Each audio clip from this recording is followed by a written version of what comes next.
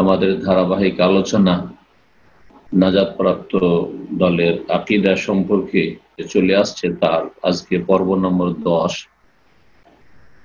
বিষয়বস্তু আমাদের ধারাবাহিক চলে আসছে লা ইলাহা ইল্লাল্লাহ, যে কালিমা তাইয়্যিবা, এই কালিমা তাইয়্যিবার শর্তাবলী সম্পর্কে। 7টি যে শর্ত উল্লেখ করা হয়েছে, এগুলির দলিল নিয়ে আলোচনা গত সপ্তাহে হয়েছে। আজকেও এটি হচ্ছে বিষয়বস্তু আর কি। প্রশ্ন নম্বর 23-এ বলছেন লেখক যে মা দালিল ইশতিরাতিল কবুল মিনাল কিতাব ওয়াস সুন্নাহ। লা ইলাহা ইল্লাল্লাহর একটি শর্ত হচ্ছে সাদরে গ্রহণ করা, সেটাকে কবুল করে নেওয়া, অন্তর থেকে সাদরে গ্রহণ করা। এর কোরআন সুন্নাহয় দলিল কি? যে শর্ত লাগিয়েছেন যে লা ইলাহা ইল্লাল্লাহ শুধু মুখে উচ্চারণ করলে হবে না, বরং সেটাকে সাদরে গ্রহণ করতে হবে। যা লা ইলাহা ইল্লাল্লাহ বলা হয়েছে, আল্লাহ ছাড়া কোনো সত্য মাবুদ নেই, এ কথা সাদরে গ্রহণ করতে হবে। এর দলিল সম্পর্কে বলছেন যে কোরআনে কারীমে মহান আল্লাহ ইরশাদ করেছেন সূরা সাফফাতের আয়াত নম্বর 22 থেকে 36। এতে আয়াতগুলি রয়েছে সংক্ষেপে প্রথম থেকে কয়েকটি আয়াত আর শেষের 2টি আয়াত শোনাবো। এই আয়াতগুলিতে ওই সব কাফেরদের কথা উল্লেখ করা হয়েছে যারা লা ইলাহা ইল্লাল্লাহকে সাদরে গ্রহণ করেনি। তারা যেহেতু মাতৃভাষা আরবি হওয়ার কারণে লা ইলাহা ইল্লাল্লাহ সঠিক অর্থ বুঝত, যার ফলে তারা এটাকে আমাদের অনারব অনেকে যেমন লা ইলাহা ইল্লাল্লাহ পড়ে আবার শিরকও করে, মাজারে সেজদাও করে, আল্লাহ ছাড়া অন্যের কাছে চাই, অন্যের জন্য জবাই করে, ইবাদত বন্দেগী আল্লাহ ছাড়া অন্যকে দিয়ে থাকে, আবার লা ইলাহা ইল্লাল্লাহ জপতেও থাকে। এইরকম কিন্তু মক্কার মুশরিক কাফেররা ছিল না। তারা বুঝতে পেরেছিল যে লা ইলাহা ইল্লাল্লাহ বলা মানে এটাকে সাদরে গ্রহণ করতে হবে, আর সাদরে গ্রহণ করা মানেই আমাদের এই 360টি মূর্তি যে কাবার চারিদিকে আছে ভেঙে ফেলে দিতে হবে, ঘরে ঘরে যে হাজার হাজার মূর্তি দেবদেবীর পূজা হচ্ছে তা নিশ্চিহ্ন করে দিতে হবে। সেই জন্য তারা এটাকে কবুল করতে পারেনি। বলছেন মহান আল্লাহ রাব্বুল আলামিন ওই সব লোকদের সম্পর্কে যারা এই লা ইলাহা ইল্লাল্লাহকে সাদরে গ্রহণ করেনি, হাসরের মাঠে তাদের সম্পর্কে রব্বুল আলামিনের নির্দেশ হবে উহশুরুল্লাযীনা যালামু ওয়া আজওয়াজুহুম উহশুরুল্লাযীনা যালামু ওয়া আজওয়াজুহুম ওয়া মা কানু ইয়াবুদুনা মিন দুনিল্লাহ। হে ফেরেশতারা, তোমরা একত্রিত করো জালেমদেরকে এবং তাদের সাথী সঙ্গীদেরকে, আজওয়াজ তাদের যারা জোড়া, আজওয়াজ স্বামী স্ত্রীকে বলা হয়, আর যারা ঘনিষ্ঠ বন্ধু সাথী সঙ্গী তাদেরকে বলা হয়। তাদের অনুসারী যারা জালেম এবং জালেমদের যারা অনুসারী তাদেরকে একত্রিত করো। ওমা কানু ইয়াবুদুন, এবং যা কিছুর তারা ইবাদত বন্দেগী পূজা করত সেগুলিকে একত্রিত করো। দেবদেবী, দরগা, দুর্গা, যেসব সুফি পীরদের কবরকে পাকা করে পূজা করা হয়েছে, কবর পূজা, মাজার পূজা, আর তারা এর উপর সন্তুষ্টি প্রকাশ করেছে বা স্বীকৃতি দান করেছে, ওই সব পীরদেরও আকীদায় এইরকম শিরকি বিষয় ছিল। তারা এসব শিরক কুফরিকে, কবর মাজার পূজাকে স্বীকৃতি দিয়ে গেছে। আর অধিকাংশ সুফিদের অবস্থা এরকম, ইল্লা মাশাআল্লাহ। তো আর এইরকমই যে সব সৎ লোকের প্রতিমা তৈরি করে পূজা করা হয়েছে, ওমা কানু ইয়াবুদুন, আর যে সবের তারা ইবাদত করত সবকে একত্রিত করা, যারা পূজা করত গায়রুল্লাহ আর যাদের পূজা করে সবকে একত্রিত করো। ফাহদুহুম ইলা সিরাতিল জাহিম, তারপরে তাদেরকে জাহান্নামের রাস্তা দেখিয়ে দাও, জাহান্নামের দিকে ঠেলে দাও। ফাহদুহুম ইলা সিরাতিল জাহিম ওয়াকিফুহুম, এবং তার আগে তাদেরকে থামাও। আল্লাহ বলছেন, আল্লাহ হাসর মাঠে থামাও তাদেরকে এখানে। ইন্নাহুম মাসউলুন, তাদেরকে এক্ষুনি জিজ্ঞাসা করা হবে, তারা জিজ্ঞাসিত হবে, তাদের প্রশ্ন উত্তর দিতে হবে, হিসাব দিতে হবে। মা লাকুম লা তানাসারুন, কি হয়ে গেছে এখন? কই তোমাদের দেব দেবী যেসব দরগা দুর্গা, তোমাদের যেসব ওলি, যেসবের পূজা করতে সেজদা করতে, তারা কেন তোমাদের সাহায্যে এগিয়ে আসে না? কেউ কারো সাহায্য কেন করছে না? তারপরে শেষ আয়াতগুলি বলি, যে আয়াতগুলি নাম্বার বললাম। আল্লাহ বলছেন ইন্নাহুম, কারণটা তাদের জাহান্নামে যাওয়ার হচ্ছে এই যে ইন্নাহুম কানু ইযা কিলা লাহুম লা ইলাহা ইল্লাল্লাহ, যখন তাদেরকে বলা হইতো লা ইলাহা ইল্লাল্লাহ, আল্লাহ ছাড়া কোনো সত্য মাবুদ নেই, ইস্তাকবিরুন, তখন তারা অহংকার প্রদর্শন করত, সাদরে গ্রহণ করেনি, অহংকার করেছে, না এটা মেনে নেব না, কবুল করা যায় না এটাকে। ইস্তাকবিরুন ওয়া ইয়াকুলুন, এবং তারা বলতো আইন্না লা তারিকু আলিহাতা লিশাইরিম মাজনুন, আমরা কি আমাদের উপাস্যদের ছেড়ে দেব, দেবদেবীদের ছেড়ে দেব, মাবুদদের, লিশাইরিম মাজনুন, একজন পাগল কবির কথায়। রাসূলুল্লাহ সাল্লাল্লাহু আলাইহি সাল্লামকে তারা কবিও বলতো, আর তারা পাগলও বলতো। পাগল আবার কি করে কবি হইতে পারে, সুস্থ মস্তিষ্ক সম্পূর্ণ না হলে? তাহলে তারা যে চরম মিথ্যুক, আর যারাই গোমরাহ পথভ্রষ্ট, তারা মিথ্যার আশ্রয় নিয়ে থাকে, গোমরাহিকে, ভ্রষ্টতাকে, বিভ্রান্তিকে হক বলে প্রমাণ করার জন্য। এটা বাস্তব সত্য, যুগে যুগে মানব জাতির ইতিহাস এটাই প্রমাণ করে যে যে যত বেশি শিরক বেদাতে লিপ্ত, তত বেশি মিথ্যার আশ্রয় নিতে। আর যাদের কাছে কোরআন সুন্নাহর দলিল আছে, আলহামদুলিল্লাহ, ওমান আসদাকু মিনাল্লাহি হাদিসা, আল্লাহর চাইতে সত্য কথা আর কে বলতে পারে? আর রাসূলুল্লাহ সাল্লাল্লাহু আলাইহি সাল্লামের চাইতে সত্যবাদী মানুষ পৃথিবীতে আর এসেছে কি, আর আছে কি, আর আসবে কি? না কেউ ছিল, না আসবে।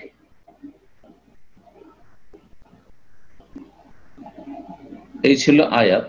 এই আয়াত প্রমাণ করে যে কাফেরদেরকে জাহান্নামে যেতে হবে, কারণ তারা লা ইলাহা ইল্লাল্লাহকে সাদরে গ্রহণ করতে পারেনি। নবী করিম সাল্লাল্লাহু আলাইহি সাল্লামের একটি হাদিস সহিহ বুখারী মুসলিমে রয়েছে, আবু মুসা আশআরী রাদিয়াল্লাহু তাআলা আনহু থেকে বর্ণিত। এটিও এখানে দলিল হিসাবে পেশ করেছেন লেখক। বলছেন মাসালু মা বাসানি আল্লাহু বিহি, আমাকে জানিয়ে আল্লাহ রাব্বুল আলামিন প্রেরণ করেছেন, মিনাল হুদা ওয়াল ইলম, অর্থাৎ সঠিক দিক নির্দেশনা, হেদায়েত এবং ওহীর জ্ঞান। আমাকে যে হেদায়েত এবং ওহীর জ্ঞান নিয়ে আল্লাহ রাব্বুল আলামিন প্রেরণ করেছেন রাসূল করে, এর দৃষ্টান্ত বা উদাহরণ হচ্ছে কামাসালিল গাইসিল কাসীর, মুষলধার বৃষ্টির মতো। মুষলধারে যে বৃষ্টি হয়, এই বৃষ্টির মতো। যখন মুষলধারে বৃষ্টি হয় খরার পরে, যারা কৃষি কাজ করেছেন তারা ভালো করে বুঝেন যে তখন কৃষকের যে কত বৃষ্টির প্রয়োজন, না হলে জমি জায়গা অনাবাদ হয়ে গেছে। আর যখন বৃষ্টি বর্ষণ হয় তখন একেবারে চাষাবাদ এক চরম ভাবে শুরু হয়ে যায়, মানুষ ব্যস্ত হয়ে যায়। আসাব আরদান, 3 শ্রেণীর এখানে জমির কথা বলেছে। এক শ্রেণীর জমি, যেটা সবচেয়ে উৎকৃষ্ট জমি, বলছেন আসাব আরদান, এমন ভূমিতে গিয়ে বৃষ্টি বর্ষণ হলো, ফাকানা মিনহা নাতিয়া, যা ছিল অত্যন্ত পরিষ্কার পরিচ্ছন্ন, বড় উর্বর শক্তি সম্পন্ন ভূমি। কাবিলাতিল মাহ, যা পানিকে গ্রহণ করতে পারে, পানি শোষণ করতে পারে, পানিকে ধরে রাখতে পারে। আর পানি তাড়াতাড়ি শুকিয়েও যায় না, বেলে মাটির মতো। যখন পানিকে ধরে রাখতে পারে, পানিকে গড়িয়েও দেয় না চারিদিকে, আর পানি তাড়াতাড়ি শুকিয়েও যায় না, বেলে মাটির মতো। যার ফলে কি হয়, সেসব জমিতে ফসল আদি হয়। ফাআম্মাতাতিল কালা ওয়াল উশবাল কাসীর, সুতরাং এই বৃষ্টির মাধ্যমে ওই জমিতে কি হলো, তৃণাদি ঘাস এবং বিভিন্ন রকমের শস্য, ফসলের ফলন হইল। এ হচ্ছে সবচেয়ে উৎকৃষ্ট জমি। যারা রাসূলুল্লাহ সাল্লাল্লাহু আলাইহি ওয়াসাল্লামের নিয়ে আসা হেদায়েত থেকে এবং ওহীর জ্ঞান থেকে উপকৃত হলো, তাদের উদাহরণ হচ্ছে এইরকম জমির মতো। ওয়াকানা মিনহা আজাদিব আমসাকাতিল মা ফানাফা আল্লাহু বিহান নাস, আর কিছু জমি আছে যেগুলি জমি হচ্ছে শক্ত জমি, শক্ত মাটি, সেখানকার মাটি হচ্ছে শক্ত মাটি, এঁটেল মাটি। এঁটেল মাটিতে কি হয়, পানিকে ধরে রাখতে পারে, কিন্তু তাতে পানি ভিতরে যাবে আর তারপরে সেটা সেখানে গিয়ে সেই জমি উপকৃত হবে না। এঁটেল মাটি, শক্ত মাটি, আর তারপরে সাথে সাথে ধরেন নিচু জায়গা যেখানে ফসলও হবে না, ডোবা জায়গা যেসব আমাদের দেশে রয়েছে।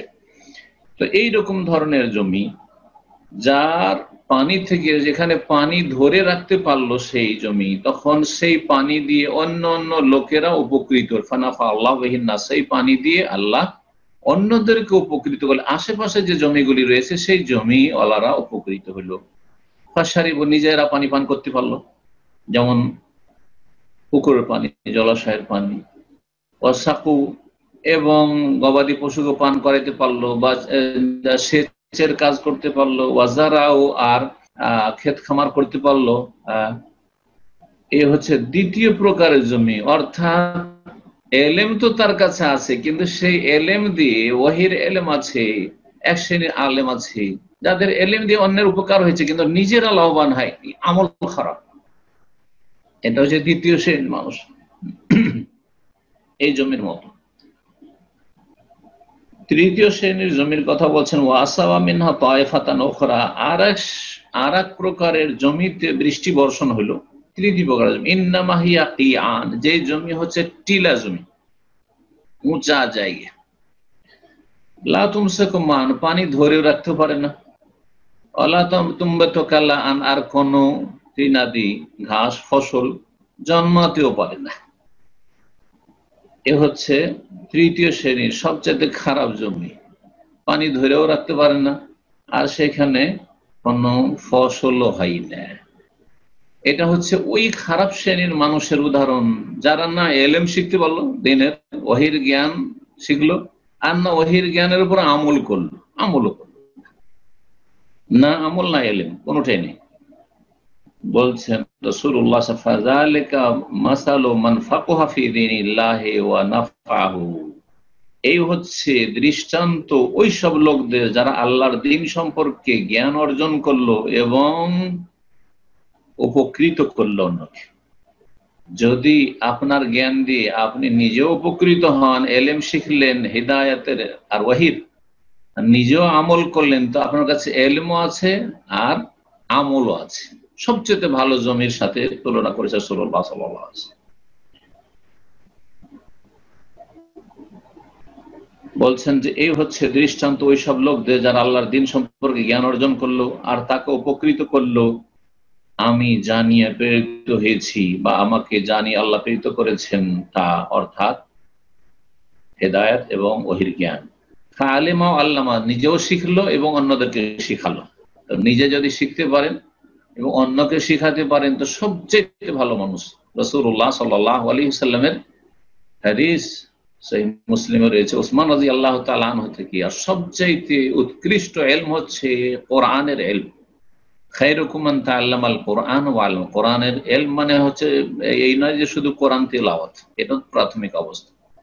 কোরআনের সার্বিক দিক থেকে ইলম, কোরআনের অক্ষরের জ্ঞান, এটা হচ্ছে এক নম্বর, প্রথম, এটা হচ্ছে প্রথম স্টেজ। তারপরে হচ্ছে কোরআনের অর্থ বোঝা, শুদ্ধ পড়ার পরে কোরআনের অর্থ বোঝা, তারপরে কোরআনে কারীমের তাফসীর বোঝা, কোরআনে কারীম নিয়ে গভীরভাবে চিন্তা করা, কোরআনে কারীম থেকে হেদায়েত নেওয়া, কোরআনে কারীমকে মানুষ, কোরআনে কারীমের দিকে মানুষকে আহ্বান করা, এগুলি। তো বলছেন যে সবচেয়ে উৎকৃষ্ট ওই সব মানুষ যে মান তাআল্লামাল কোরআন, যে কোরআন শিখে এবং শিখায়।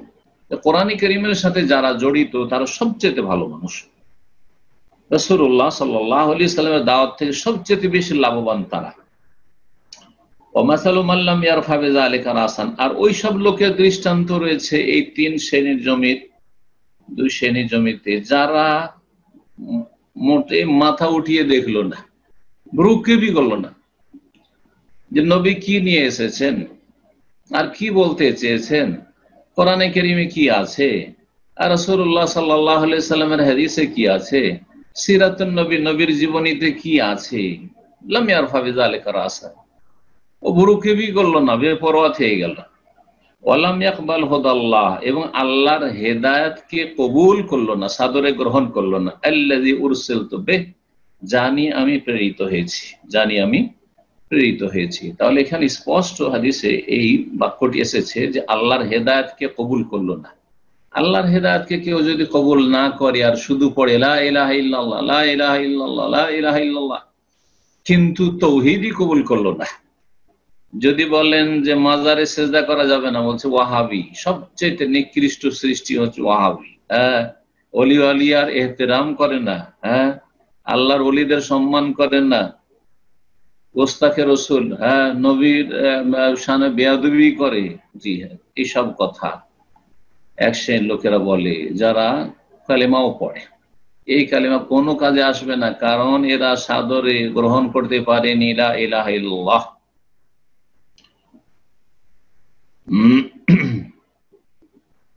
24 নম্বর প্রশ্ন বলছেন, একটি শর্ত ছিল লা ইলাহা ইল্লাল্লাহর ইখলাসের সাথে লা ইলাহা ইল্লাল্লাহ পাঠ করতে হবে, অর্থাৎ খুলুসিয়াতের সাথে, নিষ্ঠার সাথে, জি, অন্তরের অন্তরস্থল থেকে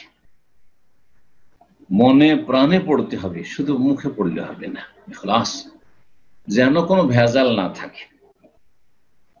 এই যে শর্ত লাগিয়েছেন যে লা ইলাহা ইল্লাল্লাহ পড়ার একটি শর্ত হচ্ছে ইখলাস, নিষ্ঠার সাথে পাঠ করা, এর কোরআন সুন্নাহয় দলিল বাকি। বলছেন দলিল শোনেন, দুটো আয়াত নিয়ে এসছেন আর দুটো হাদিস নিয়ে এসছেন। বলছেন মহান আল্লাহ বলেন আলা লিল্লাহি দীনুল খালিস, সূরা জুমারের আয়াত নম্বর 3 এবং আয়াত নম্বর 2, এই দুই জায়গায় দুটি আয়াত রয়েছে। বলছেন আল্লাহ শুনে রাখো, লিল্লাহি দীনুল খালিস, আল্লাহর জন্য নিখুঁত নির্ভেজাল আনুগত্য, নির্ভেজাল আনুগত্য করতে হবে একমাত্র আল্লাহ রাব্বুল আলামিন, যাতে কোন রকমের ভেজাল থাকবে না। লিল্লাহি দীনুল খালিস। সূরা জুমারের 2 নম্বর আয়াতে আল্লাহ বলছেন ফা'বুদিল্লাহ মুখলিসাল লাহুদ্দিন, তুমি আল্লাহর ইবাদত করো তার জন্য দ্বীনকে, আনুগত্যকে নিখুঁত নির্ভেজাল করে, খালিস করে, যেন খাঁটি হয় তোমার এই ইবাদত এবং এই আনুগত্য। নবী করিম সাল্লাল্লাহু আলাইহি ওয়াসাল্লামের হাদিস সহিহ বুখারীতে আবু হুরায়রা রাদিয়াল্লাহু তাআলা আনহু থেকে বর্ণিত, তিনি বলেন যে নবী করিম সাল্লাল্লাহু আলাইহি ওয়াসাল্লাম বলেছেন যে শাফাআতের সবচেয়ে বেশি হকদার কে কিয়ামতের দিনে। বলছেন রাসূলুল্লাহ সাল্লাল্লাহু আলাইহি ওয়াসাল্লাম যখন তাকে জিজ্ঞাসা করা এই মর্মে, আসআদুন নাসি বিশাফাআতি মান ক্বালা লা ইলাহা ইল্লাল্লাহ খালিসাম মিন কলবি, আমার সুপারিশের শাফাআত, আমার সুপারিশের সবচেয়ে বেশি হকদার, যে আমার সুপারিশ পেয়ে সবচেয়ে বেশি ধন্য হবে, সে হচ্ছে এমন ব্যক্তি মান ক্বালা লা ইলাহা ইল্লাল্লাহ, যে লা ইলাহা ইল্লাল্লাহ বললো, শুধু বললো বলে দেননি, লা ইলাহা ইল্লাল্লাহ বললো খালিসাম মিন কলবিহি, তার অন্তরের খুলুসিয়াতের সাথে, অন্তরের নিষ্ঠার সাথে, ইখলাসের সাথে বলতে হবে। চিন্তা করুন, যেই ব্যক্তি ইখলাসের সাথে নিষ্ঠার সাথে বলছে, খালিস অন্তর থেকে যে আল্লাহ তোমার ছাড়া কোনো সত্য মাবুদ নেই, সে কি আবার শিরক করতে পারে? সে কি আবার মাজারে সেজদা করতে পারে? সে মাজারে খাসি মোরগ জবাই করতে পারে? সে কি আবার 5 ওয়াক্ত সালাত ছাড়তে পারে? আল্লাহ তুমি একমাত্র সত্য মাবুদ, তোমার ছাড়া কেউ সত্য মাবুদ নেই, আমি অন্তরের স্থল থেকে বলছি, তাহলে বেনামাজি কি করে হইতে পারে? প্রশ্নে উঠে না। এই জন্যই যে আল্লাহ ছাড়া অন্যকে সেজদা করে, অন্যের ইবাদত করে, সে মুসলিম না। আর যেই ব্যক্তি 5 ওয়াক্ত সালাত পড়ে না 17 রাকাত, সেই ব্যক্তি মুসলিম থাকতে পারে না। এটি হচ্ছে সঠিক বিষয়। কি করে বলছেন যে লা ইলাহা ইল্লাল্লাহ, আমি অন্তরের অন্তঃস্থল থেকে বলছি যে আমার মাবুদ আল্লাহ, আর ইবাদত করেন না আপনি? আরে প্রতিদিন 5 ওয়াক্ত মাত্র 17 রাকাত, এর বেশি না। অতিরিক্ত করলে ভালো, না করলে আপনি জাহান্নামে যাবেন না, আপনি কাফের হবেন না, কিন্তু আপনি নেকি বাড়াইতে চান তো করেন। আর এই 17 রাকাত করবেন না, তাহলে আপনি আপনার ঈমান ইসলামের পরিচয় দিলেন না। তাহলে দুটো দিক এখানে মনে রাখবেন। যেই ব্যক্তির মধ্যে ইখলাস আছে সে শিরক মুক্ত থাকবে, আর যেই ব্যক্তি লা ইলাহা ইল্লাল্লাহতে ইখলাস আছে যার, সেই ব্যক্তি বেনামাজি হতে পারে না। আসলে আমাদের দেশের অধিকাংশ মুসলিম, বা সারা বিশ্বের মুসলিম বলতে হবে, সারা বিশ্বের মুসলিমরা অধিকাংশই লা ইলাহা ইল্লাল্লাহ বুঝে না। জন্মসূত্রে ইসলাম পেয়েছি, বাস জন্মসূত্রে। আল্লাহ রাব্বুল আলামিন যেন আমাদের হেফাজত করেন।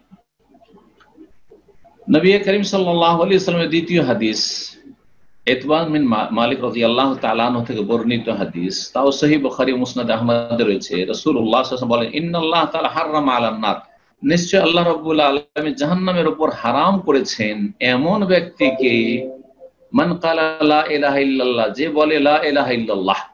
শুধু এতটুকু বলেননি, বলছেন ইয়াবতাগি বিযালিকা ওয়াজহাল্লাহ, এই লা ইলাহা ইল্লাল্লাহ বলে আল্লাহর সন্তুষ্টি উদ্দেশ্য থাকবে। আমি কেন লা ইলাহা ইল্লাল্লাহ বলি, আমি কেন মুসলিম, আল্লাহকে সন্তুষ্ট করতে চাই, আল্লাহর সন্তুষ্টি হাসিল করতে চাই, আল্লাহ আমার উপর যেন রাজি হয়ে যান। ইয়াবতাগি বিযালিকা ওয়াজহাল্লাহ, যেই ব্যক্তি আল্লাহকে রাজি করতে চায়, আল্লাহর সন্তুষ্টি হাসিল করতে চায়, যে আল্লাহ আমার উপর রাজি হয়ে যান, সেই ব্যক্তি শিরক করতে পারে। আর কাউকে রাজি করতে যায়, দরগা দুর্গার কাছে যাবে, মাজারে যাবে না, কখনো যাবে না। আমার রব যথেষ্ট আমার জন্য, হাসবি আল্লাহ, হাসবি আল্লাহ, হাসবুনাল্লাহু ওয়া নি'মাল ওয়াকিল, আল্লাহ আমার জন্য যথেষ্ট।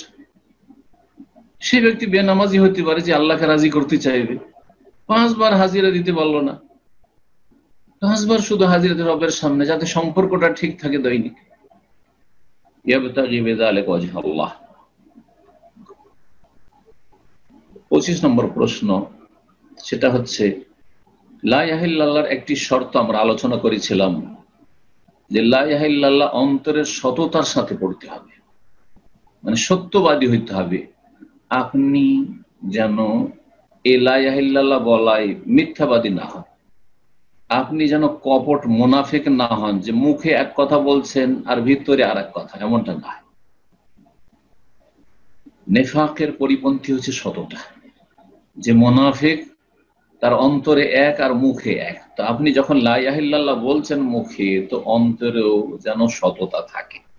এই যে সততার শর্ত লাগিয়েছেন, যে অন্তরের সততার সাথে লা ইলাহা ইল্লাল্লাহ বলতে হবে, এর কোরআন সুন্নাহয় দলিল কি বলছেন? দলিল শুনেন, সূরা আনকাবুতের আয়াত নম্বর 1 থেকে 3 মহান আল্লাহ ইরশাদ করেছেন, আলিফ লাম মিম, এটি হচ্ছে প্রথম আয়াত। তারপরে আল্লাহ বলছেন, আহাসিবান নাস আন ইউতরাকু আন ইয়াকুলু আমান্না, মানুষ কি এই চিন্তা করেছে, ধারণা করেছে যে তাদেরকে এমনিতে ছেড়ে দেওয়া হবে? আল্লাহ সৃষ্টি করেছেন আর ছেড়ে দেবেন? আন ইয়াকুলু আমান্না, যে শুধু বলবে আমরা মুমিন মুসলিম হয়েছি, ব্যাস জন্মসূত্রে মুসলিম। ওয়া হুম লা ইফতানুন, আর তাদেরকে পরীক্ষা করা হবে না? পরীক্ষা আল্লাহ করবেন, পরীক্ষা আসবে, সুখ দিয়ে পরীক্ষা করবেন, দুঃখ দিয়ে পরীক্ষা করবেন, কখনো নিজের শরীরের ক্ষেত্রে পরীক্ষা করবেন, নিজের ছেলে মেয়েদের ক্ষেত্রে পরীক্ষা করবেন, ধন সম্পদের ক্ষেত্রে পরীক্ষা করবেন, পরিবারের ক্ষেত্রে পরীক্ষা করবেন, জি, কখনো জালেমকে দিয়ে পরীক্ষা করবেন, বিভিন্ন রকম নারী ফিতনা দিয়ে পরীক্ষা করবেন, বহু ফিতনা পৃথিবীতে রয়েছে, আল্লাহর পরীক্ষা। অনেক সময় কষ্ট আসবে মুসলিম জীবনে, ওয়াহুম লা ইফতানুন, তারা ফিতনায় পড়বে না, তাদেরকে পরীক্ষা করা হবে না। ফিতনা মানে পরীক্ষা। ওয়ালাকাদ ফাতান্নাল্লাযীনা মিন ক্বাবলিহিম, অবশ্যই অবশ্যই নিঃসন্দেহে আমি তাদের পূর্বের লোকদের পরীক্ষা করেছি। ফালা ইয়ালামান্নাল্লাহুল্লাযীনা সাদাকু, অবশ্যই অবশ্যই আল্লাহ জানতে চান সত্যবাদীদের, যে কারা সত্যবাদী। লা ইলাহা ইল্লাল্লাহ তোমার যে মুখে বলছো, এতে তুমি সত্যবাদী কিনা এটা আল্লাহ জানতে চান একটু, এই জন্য পরীক্ষা করেন। ওয়ালা ইয়ালামান্নাল কাযিবিন, এবং অবশ্যই অবশ্যই আল্লাহ জানতে চান মিথ্যাবাদীদেরকে, যে কে মিথ্যুক। মুনাফিকরা যে মিথ্যুক ছিল, অথচ তারাও লা ইলাহা ইল্লাল্লাহ বলতো। ইযা জাআকাল মুনাফিকুনা ক্বালু নাশহাদু ইন্নাকা লা রাসূলুল্লাহ, তারা বলতো লা ইলাহা ইল্লাল্লাহ, বলতো ইন্নাকা লা রাসূলুল্লাহ, ইয়া রাসূলুল্লাহ, আপনি আল্লাহর রাসূল। কিন্তু আল্লাহ বলেন আল্লাহু ইয়াশহাদু ইন্নাল মুনাফিকিনা লাকাযিবুন, এবং আল্লাহই সাক্ষী দিচ্ছেন তাদের অন্তর্যামী যিনি, যে মুনাফিকরা হচ্ছে মিথ্যুক। এই আয়াত প্রমাণ করলো যে আল্লাহ সত্যবাদীদেরকে জানতে চান। সুতরাং লা ইলাহা ইল্লাল্লাহ বলার ক্ষেত্রে সততা থাকতে হবে, জন্মসূত্রে মুসলিম আর অন্তরে মুনাফিকি ভরা আছে, এটা চলবে না। জি, নিফাক ওই রকমই তৌহিদের পরিপন্থী, কপটতা যেমন শিরক তৌহিদের পরিপন্থী, যেমন কুফরি তৌহিদের পরিপন্থী। তৌহিদ যদি প্রতিষ্ঠা করতে হয় আপনার আমার জীবনে, তাহলে শিরক মুক্ত হইতে হবে, কুফরি মুক্ত হইতে হবে, মুনাফিকি মুক্ত হইতে হবে। আল্লাহ যেন আমাদের তৌফিক দান করেন।